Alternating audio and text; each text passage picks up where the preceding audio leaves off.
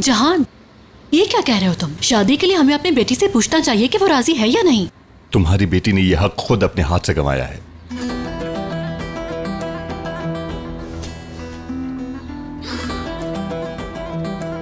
देखा तुमने किस तरह की बातें कर रही थी, बदतमीज। आप क्यों परेशान हो रही हैं उनकी बातों से?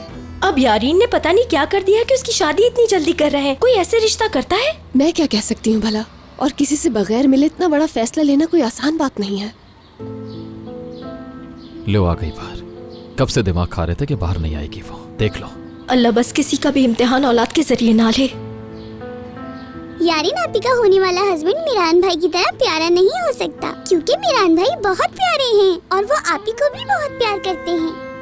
उन्होंने आपी को नया घर भी दिलाया है ना आपी? चलो बेटा चलो, वरना ये खामोश होने वाली नहीं। कहाँ जा रहे हो? अपनी रेयान से बात करने जा रहा हूँ मेरे